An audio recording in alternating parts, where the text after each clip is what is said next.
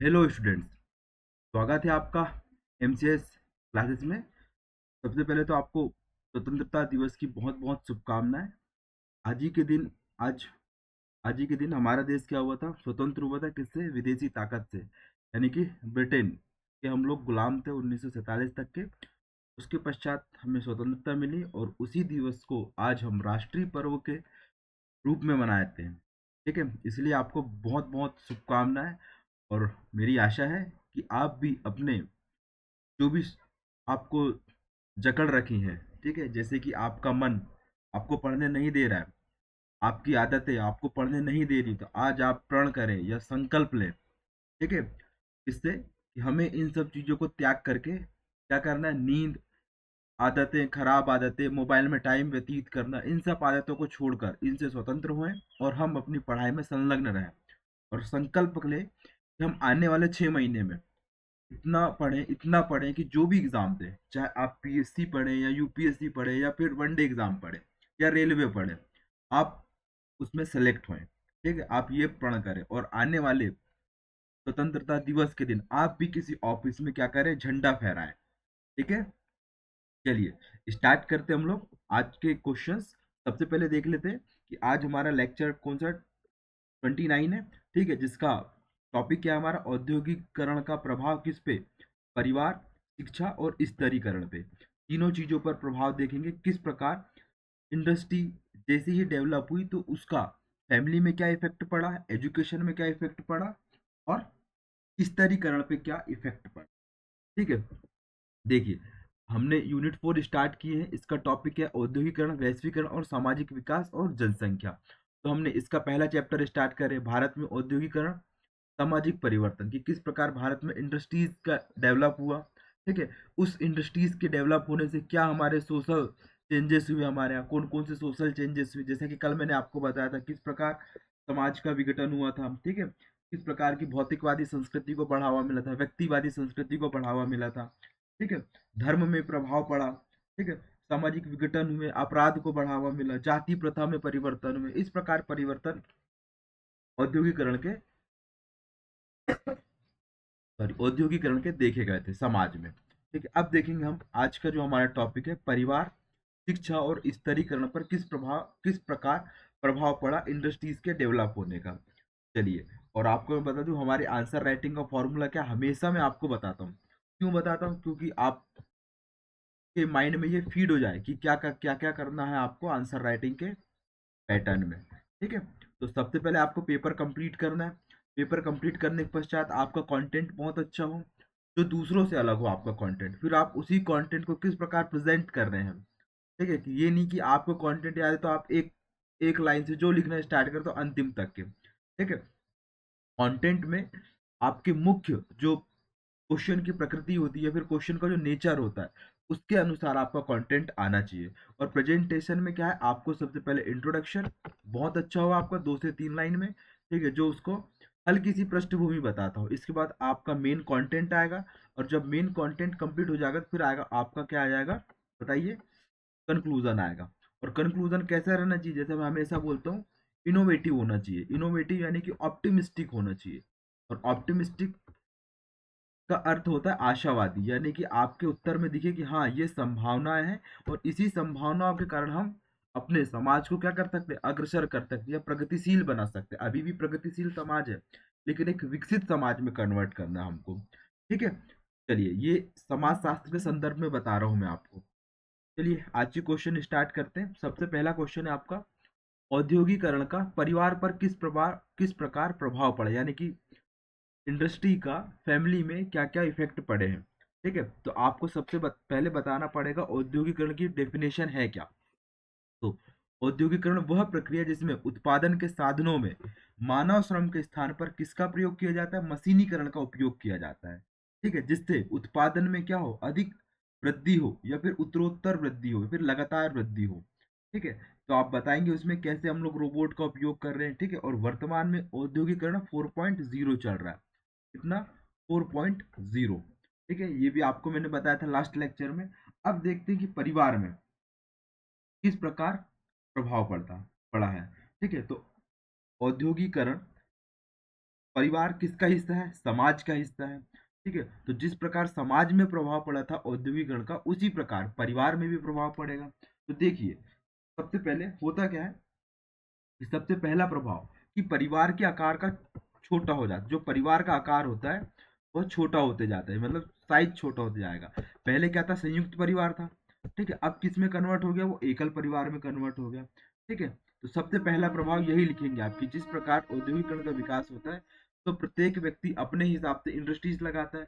मान लीजिए कोई एक्स व्यक्ति है, वो अपने गांव में निवास कर रहा है और उसे उद्योग लगाने के लिए शहर में जाना पड़ रहा है, तो वो केवल अपने अपनी वाइफ अपने बच्चों को लेकर जाएगा। ठीक है, जब उसकी इंडस्ट्रीज और बड़ी हो जाएगी तो अपने अन्य परिवार के सदस्यों को बोलेगा कि हाँ, आप भी कोई दूसरी इंडस्ट्रीज किसी दूसरे एरिया में डेवलप कर लो। ठीक है, क्योंकि दोनों एक ही जगह में इंडस्ट्रीज तो नहीं चलेगी ना, इसलिए परिवार का आकार क्या होता जाता है? यहाँ पे छोटा होता जाता है, यहाँ बढ़ते जाता है परिवार। क्लियर? चलिए, दूसरा प्रभाव क्या पड़ेगा? दूसरा प्रभाव पड़ेगा वैवाहिक संबंधों पे प्रभाव। वैवाहिक संबंध प्रभाव, मान लीजिए आप एक्स कंपनी के ओनर है। ठीक है, इंडस्ट्री है आपकी। ठीक है, अब आपको सामान्य परिवार में आपका विवाह करने का मन नहीं, तो आप क्या करेंगे? औद्योगिक घराने की ओर। ठीक है, औद्योगिक घराने की ओर ही आपका रुझान रहेगा शादी करने के लिए। क्यों रहेगा? क्योंकि आपकी फील्ड सेम रहेगी। ठीक है, जब फील्ड सेम रहेगी तो फिर आपके थॉट भी मैच करेंगे। ठीक है, जैसे कि आपने सुना होगा अ, अंबानी परिवार, अंबानी परिवार की बेटी का विवाह पारीमल ग्रुप के जो हेड है उनके बेटे से हुई थी। तो इस प्रकार क्या है कि एक उद्योग वाला उद्योग वाले से ही शादी करता है। क्लियर? तो वैवाहिक, इसमें वैवाहिक संबंधों में परिवर्तन। ठीक है, इसके पश्चात तीसरा पॉइंट लिख लीजिए आप, परिवार में मुखिया की सत्ता की कमी। परिवार के मुखिया, जो परिवार का मुखिया होता है उसकी सत्ता में कमी हो जाती।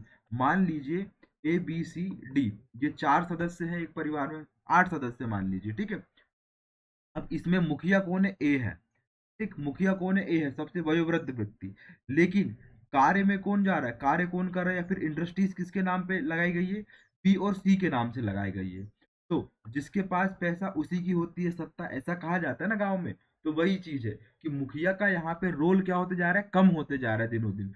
जो कमा रहा है, जिसके नाम पे इंडस्ट्री है, उसी का नाम चल रहा है, और वही क्या कहलाता है? आर्थिक मुखिया कहलाता है। उसी के कहने पर, पूछने पर ही घर के सारे डिसीजंस लिए जाते हैं। यदि उनको घर वालों को टीवी भी लेना है तो वो सबसे पहले किससे पूछेंगे? जो कमा रहा है उससे पूछेंगे। ठीक है, क्लियर? इसके पश्चात चौथा पॉइंट लिख लीजिए यहाँ पे, महिलाओं की स्थिति में परिवर्तन। ठीक है, महिलाओं की स्थिति में परिवर्तन। जैसा कि आपने देखा होगा आजकल महिलाओं के द्वारा संख्या में अत्यधिक संख्या में उनके ब्रांड डेवलप किए गए। जैसे आपने सुना होगा फाल्गुनी फाल्गुनी नायर। ठीक है, उन्होंने क्या बनाया था? नायका ब्रांड बनाया। ठीक है, आपने शार्क टैंक देखा होगा, उसमें बहुत सारी जो वुमन एंटरप्रेन्योर है वो आती हैं। ठीक है, तो इस प्रकार शुगर कॉस्मेटिक सुना होगा आपने, विनीता जी का है जो। ठीक है, इस मामा अर्थ सुना होगा आपने, गजल जी का है। ठीक, ये क्या है? महिलाओं की स्थिति परिवर्तन, यानी कि महिलाएं अब सशक्त होते जा रही हैं। वो आर्थिक रूप से क्या एम्पावर होते जा रही है, और जब आर्थिक रूप से एम्पावर होंगी तो उनके स्टेटस में क्या आएगा? चेंजेस आएगा। ये एक आप लिख सकते हैं। ठीक है, पांचवा पॉइंट लिख लीजिए आप इसमें, सामाजिक मूल्यों में परिवर्तन। सामाजिक मूल्यों में परिवर्तन। अब सामाजिक मूल्य क्या है कि पहले कहा जाता था ना कि केवल पुरुष ही उद्योग की स्थापना कर सकते हैं, उन्हीं के द्वारा इंडस्ट्रीज को रन किया जा सकता है। लेकिन अब इस नॉर्म्स को तोड़ा गया है। यहाँ पे महिला के साथ साथ किसी भी कोई भी जेंडर का व्यक्ति अब क्या कर सकता है? इंडस्ट्री को डेवलप कर सकता है, और शक्ति का हस्तांतरण भी यहाँ पे होते जा रहा है। ठीक है, यहाँ पे निम्न निम्न वर्ग के लोग, तथा कथित निम्न वर्ग के लोग भी अब अच्छे अच्छे इंडस्ट्रीज को डेवलप कर रहे हैं। ठीक है, इस प्रकार क्या सामाजिक मूल्यों में परिवर्तन हो रहा है। फिर ठीक है, छठवां पॉइंट लिख लीजिए आप इसमें, राज्य का हस्तक्षेप। ठीक है, राज्य का हस्तक्षेप। पहले क्या था? अब हस्तक्षेप क्या है? कम होते जा रहा है। क्यों कम होते जा रहा है? क्योंकि क्योंकि निजीकरण को बढ़ावा मिल रहा है। ठीक है, निजीकरण को बढ़ावा मिल रहा है, इसका रीजन ये है कि यहाँ पे राज्य क्या होगा? अब उत्पादन की प्रक्रिया में भाग ना लेकर के वो निर्देशन के रूप में कार्य करेगा।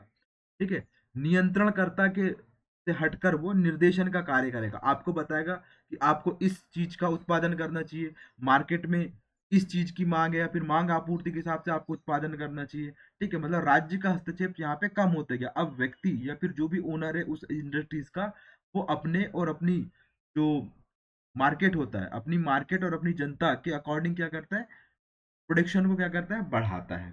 ठीक, तो राज्य का हस्तक्षेप कम होते जाता है, क्योंकि पूंजीवादी अर्थव्यवस्था में कहा जाता है ना कि सब कुछ बाजार पे छोड़ दिया जाता है। और जब समाजवादी अर्थव्यवस्था होती है तो राज्य उस पर सब कुछ नियंत्रण करता है। और भारत की अर्थव्यवस्था कौन सी है, मिश्रित अर्थव्यवस्था है। ठीक है, आपको ज्ञात होगा। सातवां पॉइंट लिख लीजिए आप इसमें, व्यक्तिवादी भावना का विकास हो रहा है। ठीक है, व्यक्तिवादी भावना का विकास। अब व्यक्तिवादी भावना का विकास क्या कैसे हो रहा है बताइए। जो भी व्यक्ति इंडस्ट्रीज को डेवलप कर रहे हैं या फिर इंडस्ट्रीज को लगा रहा है, उसमें किसकी भावना आएगी, स्वार्थ की भावना आएगी कि मैं इसका उत्पादन इतना कर लूं, मेरे द्वारा किया गया कार्य ही सर्वोच्च होगा। इस प्रकार की भावना यदि में आती है व्यक्ति में, तो वो किसकी ओर अग्रसर होता है, स्वार्थ की ओर अग्रसर होता है। और उसमें किसके गुण आ जाते हैं, व्यक्तिवादिता के गुण आ जाएंगे। प्रेम विवाह और अंतर विवाह भी आपको देखने को मिलेगा। प्रेम विवाह, अंतर विवाह, ये भी क्या है, परिवार पे प्रभाव किसका, इंडस्ट्रीज का। जैसा कि मैंने आपको बताया कि अडानी के ऊपर पारिमल पिरामिल ग्रुप के मध्य जो विवाह हुआ था, है ना। तो आप उसके एग्जाम्पल लिखना तो नहीं है यहाँ पे, लेकिन हाँ मैं आपको समझाने के लिए बता रहा हूँ किस प्रकार परिवार में प्रभाव पड़ा है इसका, औद्योगिकरण का। ठीक है, तो ये क्या हो जाएंगे, प्रभाव। ठीक है, और बढ़िया सा आपको क्या लिखना है, कंक्लूजन लिखना है फिर इसमें कि हाँ, कि औद्योगिकरण ने सकारात्मक रूप से परिवर्तन परिवार में किए हैं, लेकिन इसके कुछ नकारात्मक इफेक्ट भी हैं, जिन्हें जिन्हें नैतिक मूल्यों का विकास करके समाप्त किया जा सकता है। ठीक, क्लियर, ये हो जाएगा इसका आंसर। नेक्स्ट क्वेश्चन है हमारा, सॉरी, शिक्षा में औद्योगिकरण के प्रभाव को बताइए। ठीक है, शिक्षा में औद्योगिकरण को प्रभाव को बताना है। देखिए, शिक्षा और औद्योगिकरण एक दूसरे के क्या है, पूरक है। जैसे जैसे शिक्षा, देखिए शिक्षा का अर्थ ये नहीं कि आप 12th कर लिए, ग्रेजुएशन कर लिए, पीजी कर लिए, एक्सेट्रा। ठीक है, वो कुछ नहीं। शिक्षा यानी कि आपको जीवन जीने की कला आनी चाहिए। ठीक है, आपका सामाजिक, आर्थिक, बौद्धिक और नैतिकता का विकास होना ही क्या है, शिक्षा है। ठीक है, ये नहीं आप यहाँ पे डिग्री लेकर, आप यदि आप में कोई वैल्यूज नहीं है तो आपकी डिग्री भी क्या हो जाएगी, शून्य हो जाएगी। ठीक है, इसलिए कहा जाता है कि शिक्षा एक समग्र विकास है, व्यक्ति के व्यक्तित्व का समग्र विकास है शिक्षा, जिसमें व्यक्ति की बौद्धिक, भौतिक, नैतिक, आध्यात्मिकता के गुणों का क्या किया जाता है, विकास किया जाता है। ठीक है, ये अरस्तु ने कहा था। अब देखते हैं इसी शिक्षा का औद्योगिकरण में क्या प्रभाव पड़ा। ठीक है, ठीक है, सबसे पहले तो सबसे पहले पॉइंट लिखेंगे, शिक्षा और औद्योगिकरण एक दूसरे के क्या है, पूरक है। ठीक है, क्या है, एक दूसरे के पूरक है। जैसे जैसे व्यक्ति में शिक्षा आई तो औद्योगिक मांग में क्या होती गई, वृद्धि होती गई। क्या होती गई, औद्योगिक मांग में वृद्धि होती गई। जब इसी वृद्धि को ध्यान रखा गया तो तकनीकी का विकास हुआ। ठीक है, किसका, शिक्षा के माध्यम से तकनीक का विकास हुआ, जिससे औद्योगिक उत्पादन की क्षमता में क्या हुई, वृद्धि हुई। ठीक है, शिक्षा के माध्यम से ही क्या, मानव संसाधन का विकास हुआ। किसका, मानव संसाधन का विकास हुआ, है ना। ये पॉइंट आपको लिखना ही है। ठीक है, जब औद्योगिकरण की प्रक्रिया तीव्र हुई तो शिक्षा का प्रसार हुआ। ठीक है, यहाँ पे दो देखिए, मैंने पहले ही पॉइंट बताया था, शिक्षा और उद्योग एक दूसरे के पूरक हैं। ठीक, यानी कि जैसी शिक्षा बढ़ेगी वैसी उद्योग बढ़ेगा, और जैसी उद्योग बढ़ेगा तो शिक्षा बढ़ेगी। ठीक है, तो वही पॉइंट मैं आपको समझा रहा हूँ। ठीक है, जैसी औद्योगिकरण बढ़ा तो व्यावसायिक शिक्षा की मांग में वृद्धि हुई, तकनीकी शिक्षा की मांग में वृद्धि हुई। जो बढ़ते हुए समाज और बढ़ते हुए देश की प्रगति के हिसाब से शिक्षा को डेवलप किया। जैसे कि अभी आपने सुना होगा, नई राष्ट्रीय शिक्षा नीति आई थी, उसमें व्यावसायिक शिक्षा की बात की गई थी। और कब से दी जाएगी वो व्यावसायिक शिक्षा, 6वीं क्लास से आपको प्रोवाइड करवाई जाएगी। ठीक है, ये एक परिवर्तन हुआ। दूसरा परिवर्तन आप लिख सकते हैं, व्यवसायिक प्रशिक्षण कार्यक्रमों का विकास हुआ। किसका, व्यवसायिक प्रशिक्षण कार्यक्रमों का विकास हुआ।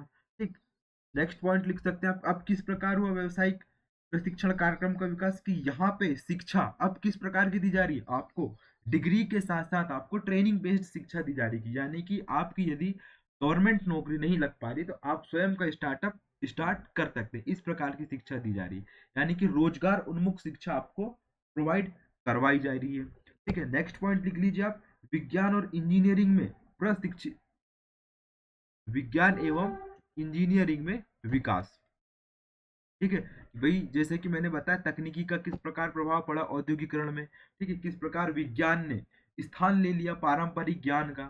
ठीक है, कि उन पारंपरिक ज्ञान को अलग अलग नहीं, मतलब साथ में रख करके विज्ञान की तकनीक से जोड़ करके औद्योगिकरण को क्या किया गया, बढ़ाया गया। ठीक, ये लिख सकते हैं। फिर लिख लीजिए उत्पादन तथा उत्पादकता में सुधार, शिक्षा एवं औद्योगिकरण के माध्यम से उत्पादन एवं उत्पादकता में सुधार। देखिए, जैसे ही नवीन तकनीक और प्रौद्योगिकी की जानकारी आई, किसको, इंडस्ट्री के ओनर को, कि हम एआई का उपयोग करके अपनी औद्योगिक क्षमता को बढ़ा सकते हैं, तो उसने एआई का उपयोग किया। क्यों किया? क्योंकि उसे मालूम है नई टेक्नोलॉजी, इससे क्या है कम समय में और कम लागत में अधिक उत्पादन किया जा सकता है। ठीक है, ये एक लिख सकते हैं। फिर लिख लीजिए इसमें रोजगार में वृद्धि। ठीक है, रोजगार में वृद्धि हुई, जिस जिस प्रकार शिक्षा या औद्योगिकरण का विकास हुआ, तो वहीं समाज में जो बेरोजगारी की समस्या थी वो धीरे धीरे कम होती गई। ये लिख सकते हैं आप। ठीक है, इस प्रकार आप 8-10 प्रभाव बताएं। 10 मार्कर 7 मार्कर के क्वेश्चन है। यदि 10 मार्कर में आ रहा है तो आपको हर एक पॉइंट को एलिब्रेट करना है, बहुत अच्छे से समझाना है, ताकि सामने वाले को समझ में आए किस प्रकार एजुकेशन इंडस्ट्रीज को बढ़ाने में काम करती है। क्लियर? या किस प्रकार जैसे जैसे इंडस्ट्रीज बढ़ती है तो वैसे वैसे एजुकेशन का भी प्रसार होता है। ठीक, अब इसमें बढ़िया सा कंक्लूजन लिखना है। इन्हीं प्रभावों के माध्यम से औद्योगिकरण शिक्षा छात्रों को व्यापक और संवेदनशील नागरिकता का अध्ययन करने का अवसर प्रदान करती है। ठीक है, मतलब औद्योगिक शिक्षा छात्रों को व्यापक और संवेदनशील नागरिकता का अध्ययन करने का अवसर प्रदान करती, जो समृद्ध एवं उत्कृष्ट समाज के निर्माण में महत्वपूर्ण भूमिका निभाता है। किसके? उत्कृष्ट और समृद्ध समाज के विकास में महत्वपूर्ण भूमिका निभाता है, जिससे समाज के विकास के साथ साथ देश और किसका विकास हो सके, विश्व वैश्विक विकास संभव हो सके। क्लियर? ये हो जाएगा कि आपका दूसरा वाला क्वेश्चन क्या था, ये कि शिक्षा में औद्योगिकरण के प्रभाव को बताना। अब तीसरा क्वेश्चन देख लेते हम लोग, जो आज के क्लास का लास्ट क्वेश्चन होगा, कि औद्योगिकरण के औद्योगिकरण के कारण स्तरीकरण पर क्या प्रभाव पड़ा। ठीक है, इसको लेवलिंग भी बोलते हैं हम लोग। ठीक, इंग्लिश में देख लीजिए आप, मैं लिख दे रहा हूँ यहाँ पे, लेवलिंग भी बोलते हैं। ठीक है,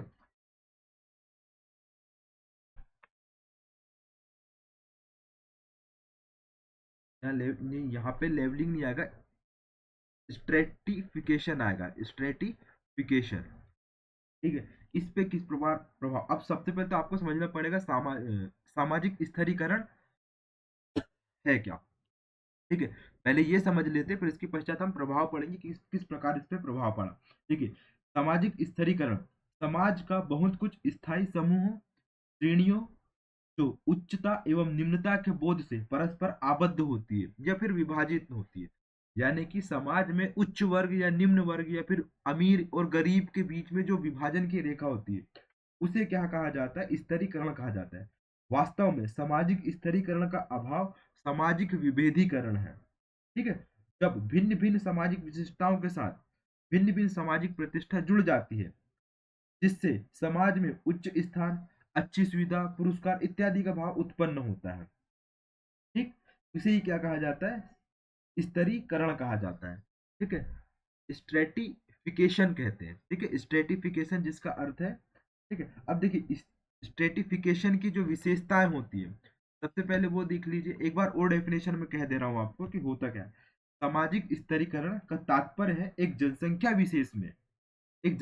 विशेष को एक दूसरे के ऊपर उच्च निम्न की भावना, ठीक है, उच्च वर्ग और निम्न वर्ग में विभेदीकरण, ठीक है, इसकी अभिव्यक्ति उच्चतर तथा निम्नतर स्तरों के विद्यमान होने के माध्यम से होती है।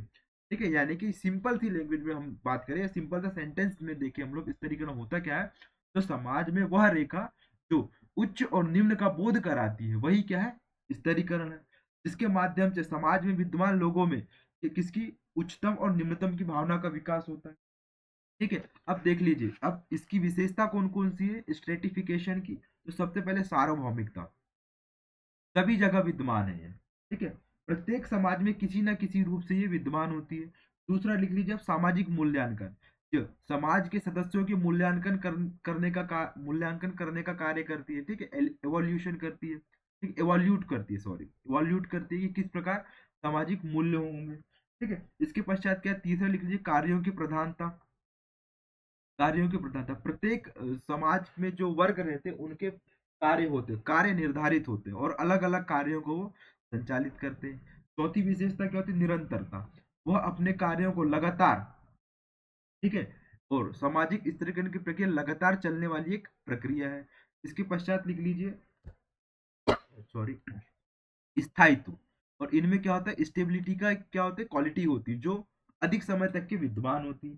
फिर यहाँ पे उच्चता तथा निम्नता का भाव उत्पन्न होता है, ठीक। ये हो जाएंगे क्या, स्तरीकरण, ठीक है। अब स्तरीकरण के कुछ आधार भी है कि किन किन आधार पर स्तरीकरण होता है, ठीक है। सबसे पहला आधार है आपका लिंग, कि आप किस लिंग के हैं, ठीक है, पुरुष है, महिला है, थर्ड जेंडर है, ठीक। इसके पश्चात क्या, आपके पास संपत्ति कितनी है, ठीक है।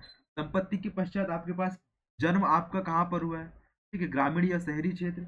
इसके पश्चात लिख लीजिए रक्त संबंध, क्या आपका ब्लड रिलेशन क्या है, ठीक है। और अंतिम पॉइंट लिख लीजिए शारीरिक व बौद्धिक क्षमता। शारीरिक एवं बौद्धिक क्षमता, इन सब के माध्यम से स्तरीकरण का विकास होता है, या इन्हीं के माध्यम से क्या, स्तरीकरण का भाव उत्पन्न होता है। अब देखिए, जैसे जैसे समाज का विकास होते गया, यानी कि जैसे जैसे इंडस्ट्री डेवलप होती गई, उसी प्रकार समाज में क्या है, एक विभाजन की रेखा खींच गई, ठीक है। जैसे कि मैंने बताया था, सबसे पहले आपको बता, जैसे यहाँ लिंग पहला आधार है, तो यहाँ पे दो रेखाएं खींच गई कि इस पुरुष ही केवल इंडस्ट्री चला सकते हैं, महिला नहीं चला सकती हैं। लेकिन अब इसको क्या कर दिया, मिथ को तोड़ दिया गया कि अब महिलाएं भी उतनी ही क्षमता और कुशलता के साथ इंडस्ट्री को आगे बढ़ा सकती है। मामा अर्थ इसका बेहतरीन उदाहरण है, शुगर कॉस्मेटिक उदाहरण है इसका, नायका ब्रांड उदाहरण है, ठीक है। इसके पश्चात दूसरा पॉइंट लिख लीजिए आप इसमें, जैसे कि आधार था संपत्ति, ठीक है।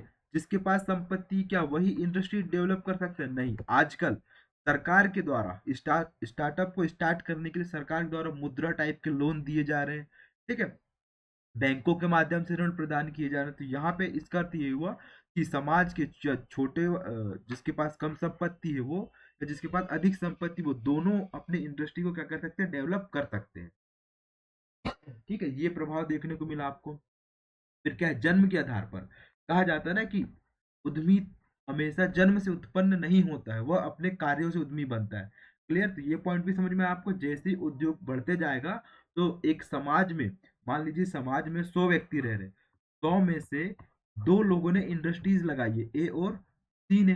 तो अब ए और सी को देखकर समाज के अन्य लोग क्या होंगे, प्रेरित होंगे, ठीक है। अब ये तो बाई बर्थ है, ए और सी, लेकिन आसपास के लोग उनसे किस प्रकार प्रभावित होंगे, उसके वातावरण से, उसके माहौल से, उसके कार्य से, कि वह किस प्रकार अपने इंडस्ट्रीज को बढ़ाता है। यानी कि वह जो जन्म की जो बेड़ियां होती है उसको तोड़ करके वह अपना इनोवेटिव कार्य शुरू करेगा। तो ये क्या हो जाएगा, स्तरीकरण का प्रभाव, ठीक है, औद्योगिकरण का प्रभाव।